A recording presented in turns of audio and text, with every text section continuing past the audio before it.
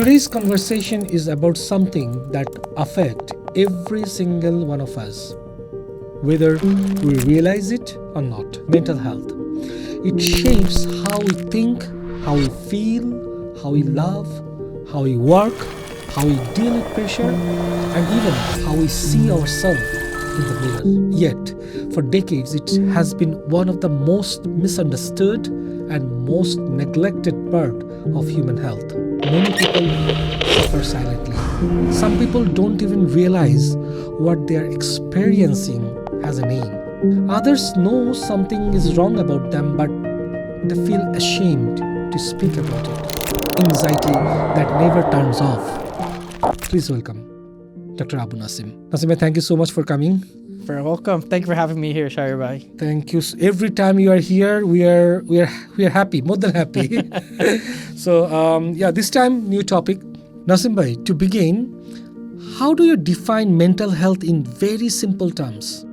Mental health is all-encompassing concept in that it describes one's mental well-being.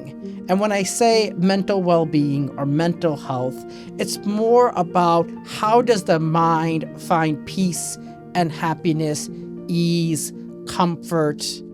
I'll put those all together in essentially describing mental health. Just not only one part of our essence. It might be different parts play a significant role to be healthy, right? So why then mental health just as important as physical health? Okay. Well, I'll explain to you this way. When you think about physical health, you think about your body being functional, your body being able to manage the day-to-day experience, to be able to get you from point A to point B. If you think of your body as being like a vehicle, like a car, you want the car to be able to go from point A to point B without breaking down. That's the physical body.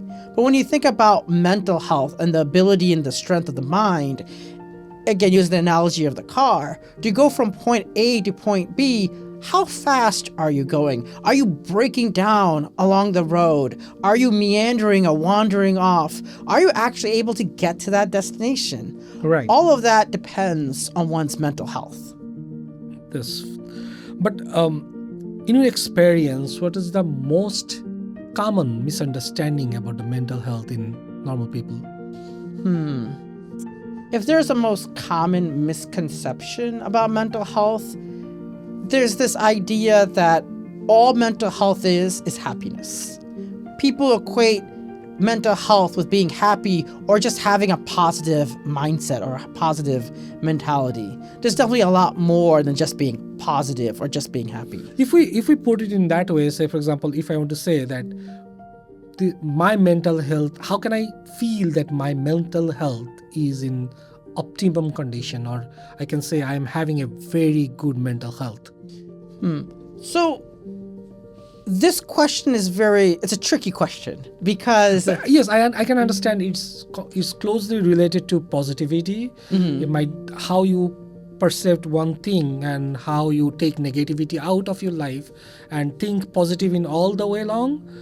Might be it related to that, or might be it's completely psychological, that how each and everything drives the goodness of life, right?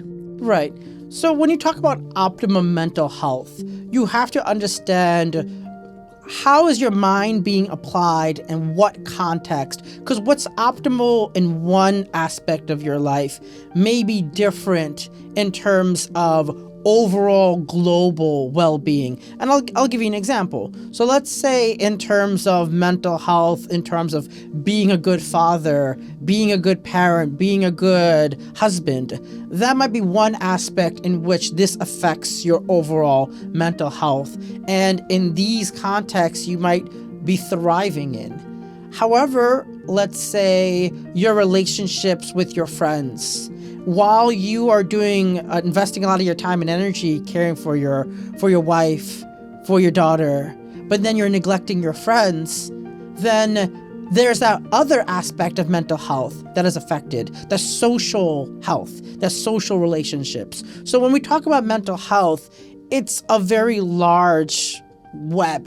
It's a very large picture because our mental health is influenced by so many different factors that you just can't put it under one big umbrella.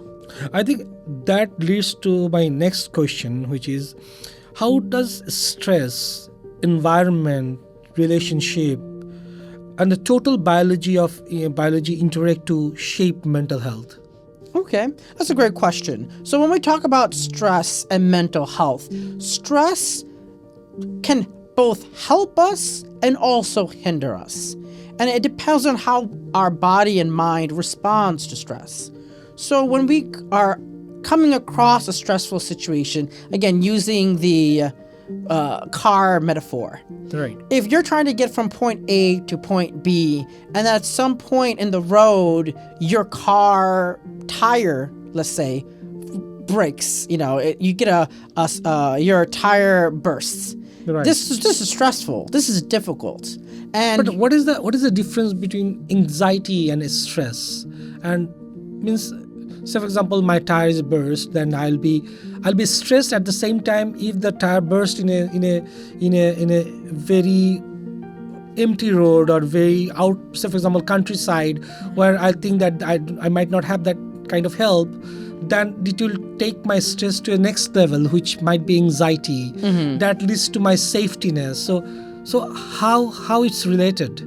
Okay, so if you want to, again, using this analogy of the car breaking down or the tire bursting, the fact that the car broke down, the fact that your tire burst, that's going to cause stress. That's a stressful event.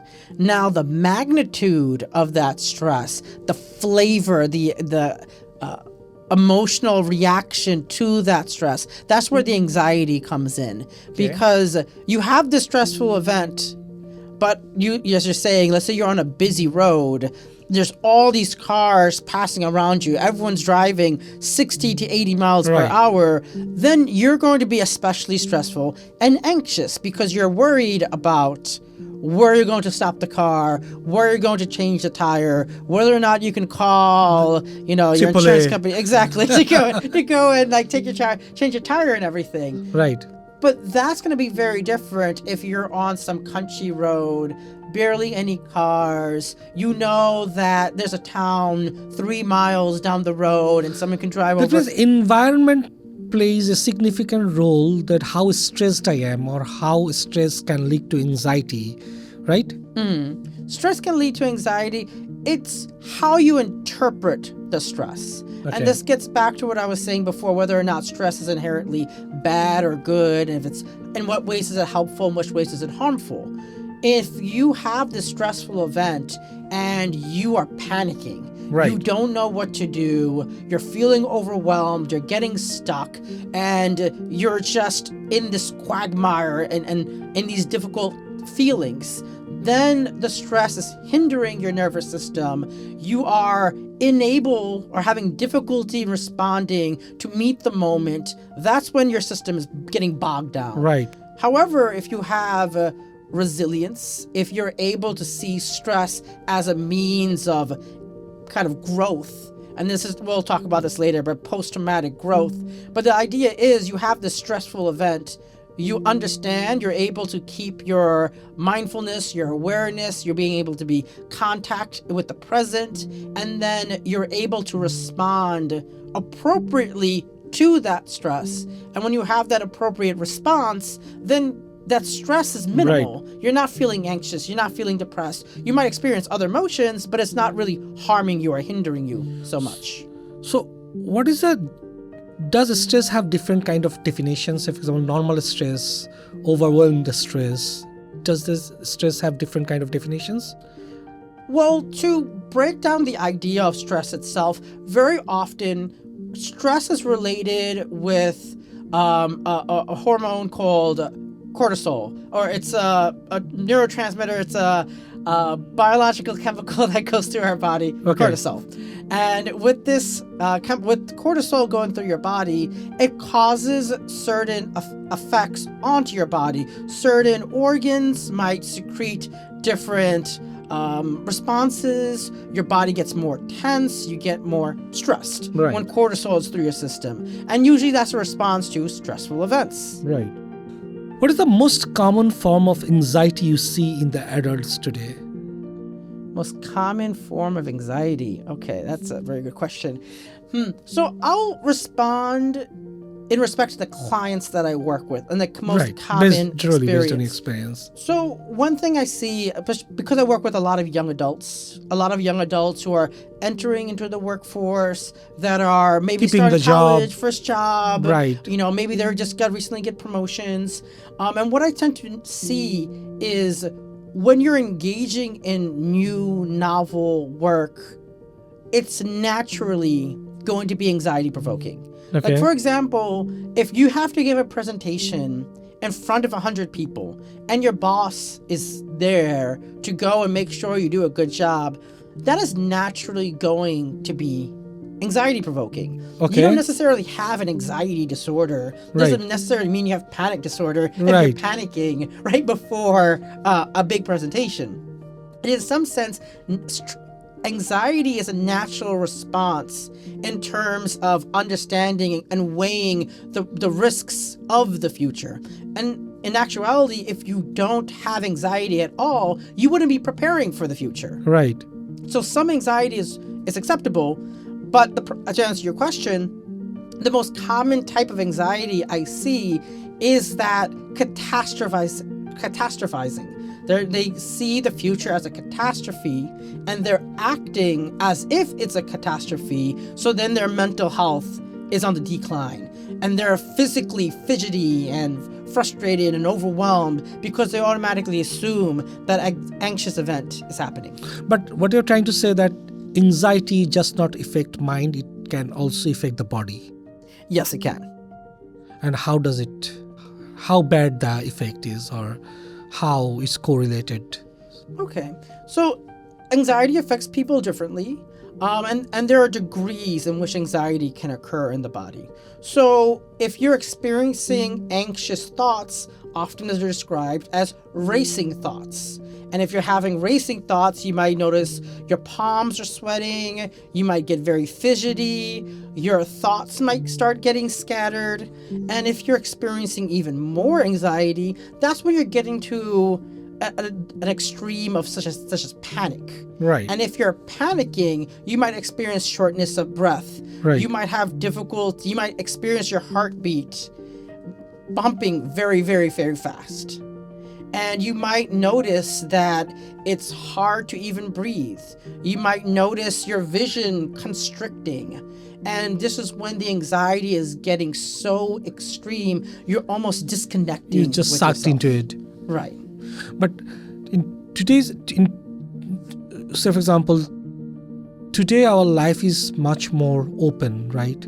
We are exposed to social media, we are exposed to different kind of lifestyle. Mm-hmm. What do you think? How social media plays significant role to any adults in the modern society to be stressed, to have some extreme level of anxiety that can maybe ruin their life? So how you define that? All right, that's a big question. I'm going to try to unpack that and also bring some context, because when it comes to social media and its effect on mental health, we need to understand how social media is used today. And when you think about social media and where it was in the past, we didn't have social media in the past. When we were living in hunters and gatherers, we didn't have social media to just go take and it, see what's going on. Uh-huh. But we would have the public square. We would have the... Somewhere we can sit together, have a cup of coffee or maybe tea and discuss our day-to-day achievements, likes, dislikes. Exactly. And you wouldn't have such a large cohort. You want to have such a large group followers, to compare. Exactly. You want to have a large group to you compare have a very yourself small to. group to have to make happy. Now Exactly. you have large group to make happy. Right.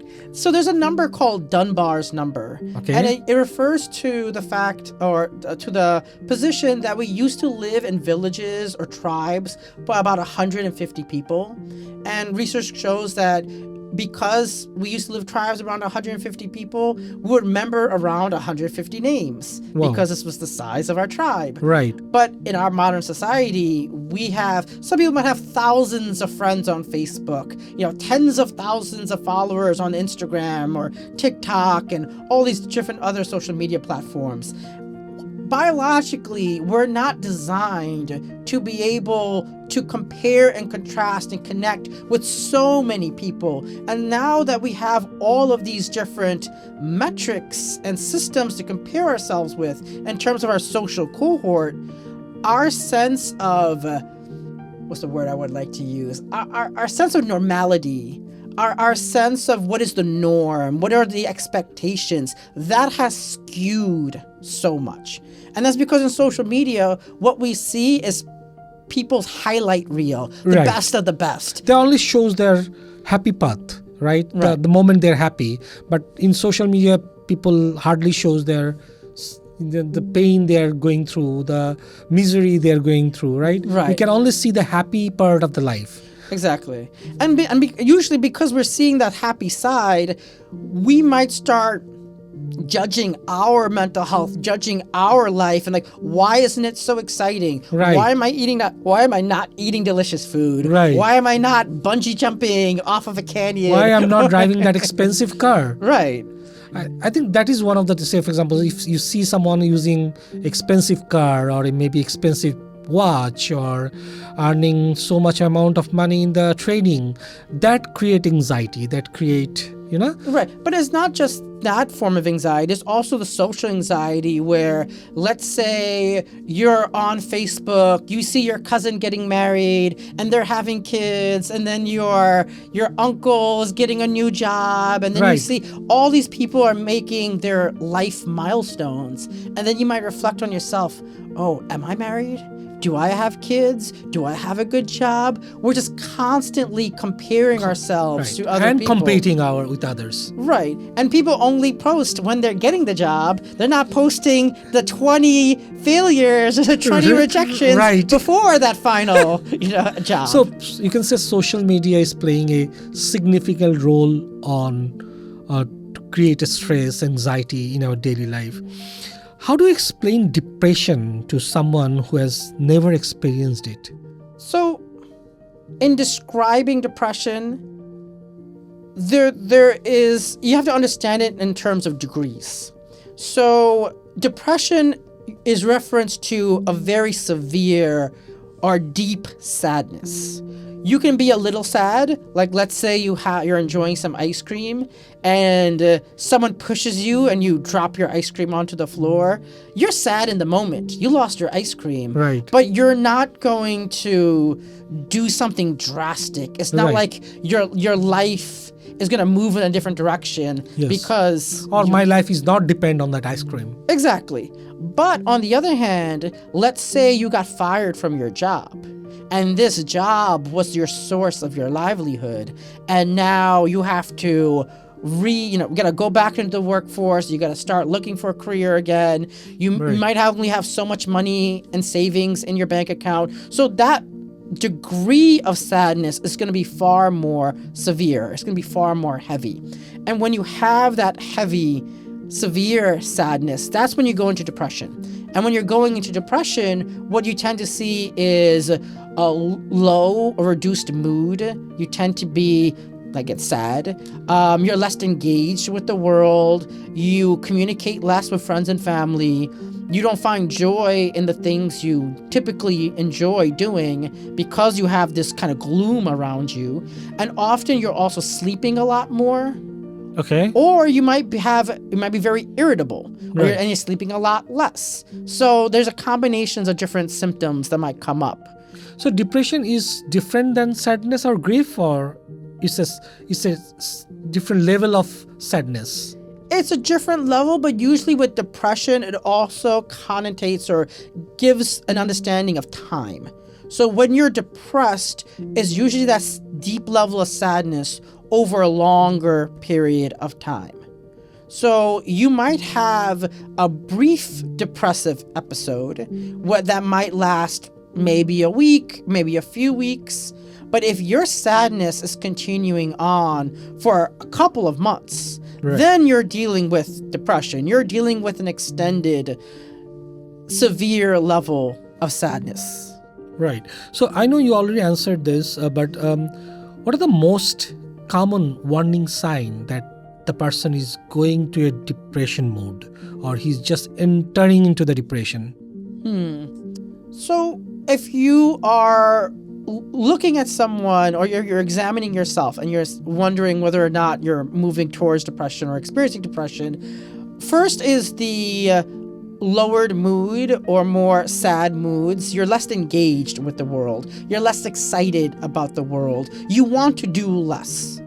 And the reason why you want to do less is because your overall energy is lower. The joy you get from the world is lower. And since that joy is less, the engagement is less. And you tend to be more self-consumed. And what I mean by self-consumed is that you're just focusing. I'm into me. Means I don't want to share anything. I don't want to eat anything. I just want to harm myself in a way that, I don't want to blame to anyone. I just want to keep it on myself, right? Right. I would add the term of torment there also. So you're tormented by something. You're really suffering with something. And very often depression is connected with a term called, of course, when I want to say this, doesn't come out of my, the term I'm thinking of, very often depression is connected with rumination. What is that? Rumination is when you are visiting in your mind a past event. Okay. And you're thinking about this past event over and over and over again. And sometimes you might get into what if. Like, what if I did this differently? What if I did that differently? What if this happened differently or that happened differently? And you're trying to explore all these different situations of how something went wrong and how you suffered from it. When you're constantly revisiting the past, that is rumination. Okay. But say, for example, depression, what question am I supposed to ask? So, Nasim bhai, why do some people looks functional, but they are very depressed inside and they cannot express their depression to anyone else? That's a very important question. There's a term called depressive people with, let's say, suboptimal mental health. Okay? Right. Their mental health is not the best, but they're still able to function in society. Day-to-day things, right. Right. And these are the individuals who have very good coping skills, and they're able to tolerate a lot of stress. They're able to tolerate a lot of these difficult emotions, but it's not to the degree or the severity that is depression. So these people are experiencing these sad thoughts and sad feelings. It's real to them, but because, let's say they're a father, let's say they're a mother, let's say they have kids, let's say they have responsibilities that are important and meaningful to them, they're able to derive some joy and connection from those things. And those values are more important to them than the suffering they're experiencing, the sadness that they're feeling. But when depression goes to the dangerous mode, means when depression is really dangerous. Well, when we think about depression reaching a very severe point, is one of the main indicators of this is when thoughts of self-harm come up or thoughts of harm towards others come up. So if you're thinking about harming yourself or harming someone else, that means you're experiencing so much agony, so much disconnection between yourself and other people or society, and you're not getting that joy. You're not getting that connection. You're not getting that warmth. You're not getting healing or support from the external environment. So essentially, if your depression gets so down and you get so defeated, then to escape your suffering, someone may seek self-harm. Right. And But as a, say for example, I'm having a close friend of mine or family member who is depressed. I know he's depressed, but I don't know how to intervene this depression, how I can start the communication, or how I can understand them more closely, or how can I go and ask for if they need any help, so that it doesn't go to that level. Right. It's an important question.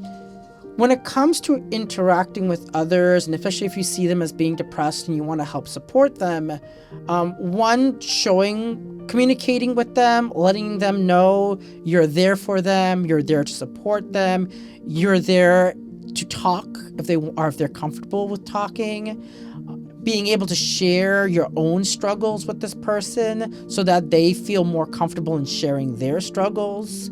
There's not so many jokes in psychology, but this is one of the few jokes in psychology that's really relevant here. Here's the question: how many psychologists does it take to change a light bulb? No idea. The answer is none. The light bulb is going to need to want to change itself. Oh, right. Yes. So, that definitely makes sense. Yes. So the idea is you can't change a person. Right. And you can't make them happy. You can't change the way they think. Right. They need to create that will to change inside of themselves. Right. And to be able to help facilitate that change, you can talk about your own struggles, your own experience of change. Be a model for them. Show them that change is possible.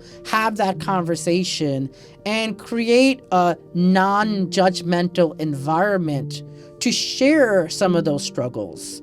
Because if you are bringing in shame, you're bringing in guilt, you're bringing in judgment, people are unwilling to share those difficulties. Nazim bhai, how men's mental health or depression different from women's mental health and That's a good so question. gender-based question. Gender-based question. Okay. Definitely, men's deal with more interactively with things. Say, for example, he have to provide lot of needs for the family, but women might not take that kind of responsibility in those sense, but still their depression could be different, right? The depression will present differently. I want to rephrase this question. Actually, I want to rephrase this question. In a simple term, how men's mental health is different from women's. All right, this is a very broad question because. But the question is simple. It's a simple question, but you can't simplify men mental health versus women mental health because of gender differences. The focus of each gender group and the expectations on those gender groups are very different. So, as you were mentioning earlier, with men, there might be expectations to work, expectations to provide for the family, expectations to be the man of the house, whatever that may mean. But on the other hand, on the case of women and mothers and wives, there's expectations for them to manage the home. There's expectations for them to keep the home tidy, to cook meals, to take care of the children, to make sure all the doctor appointments are scheduled, to make sure all the shopping is done, make sure all the home is stocked. So in that sense, there are different expectations because of culture, because of our society, and that can affect how depression is seen between groups. And then on top of that, and particularly with women, there could be postpartum depression and depression that comes in response to hormonal changes. So that biological components can affect the onset of depression and the onset of more depressed moods. And again, when I say depression, I'm referring to more like long-term sadness versus just momentary sadness. But people can experience that momentary sadness because of hormonal changes. Right. So again, that's part of the gender. So there difference. is a difference between man's mental health and women's mental health, right? Yes. But naturally, men struggles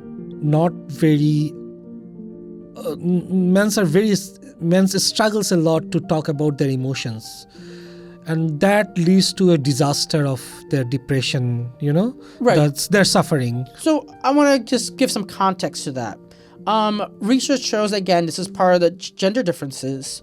Women, young girls, are more vocal and develop their ability to communicate earlier than men.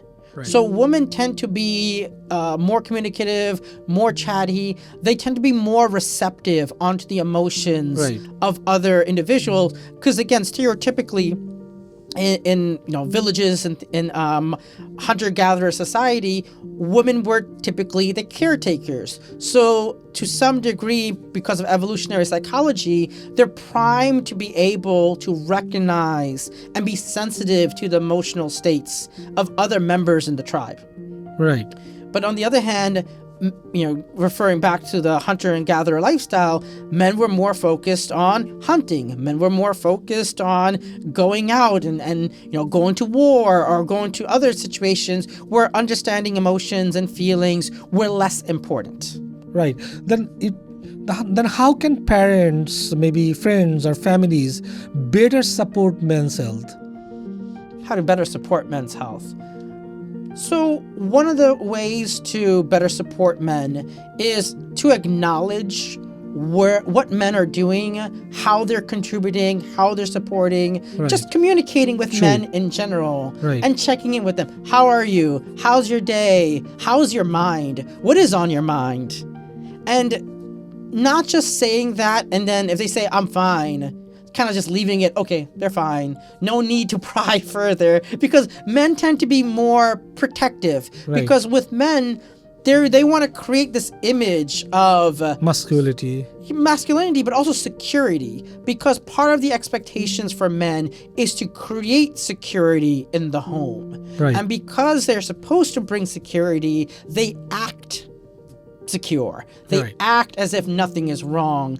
And by showing that nothing is wrong, they reduce feelings of worry in the people around them. And this is part of the bigger issue where sometimes, particularly for men, they create this image of everything's okay, because to say everything's not okay is to admit weakness.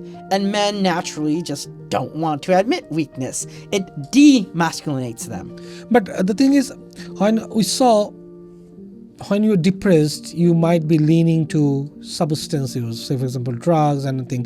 What do you think substance like alcohol or drugs interact with mental health? How it can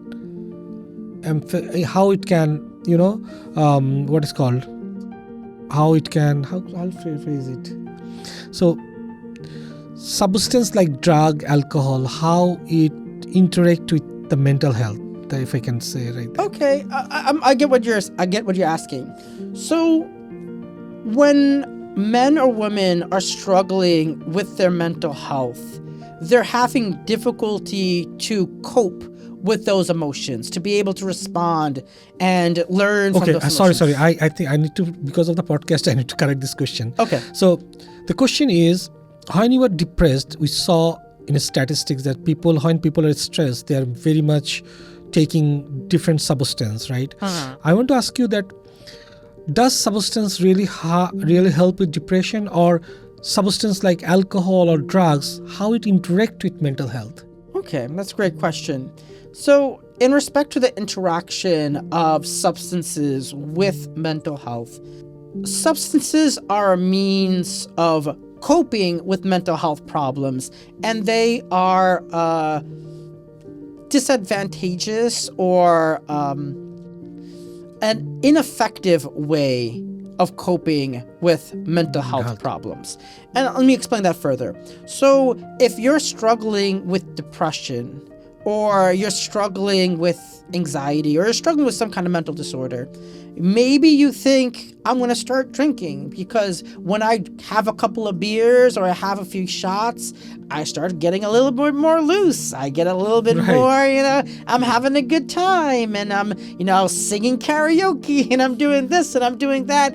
And you create this almost artificial sense of happiness because you're forgetting your worries. Right. And, you see on TV, all the beer commercials, what are they doing? Hey, you're with your friends, you're drinking, you're having a great time, big smile on your face.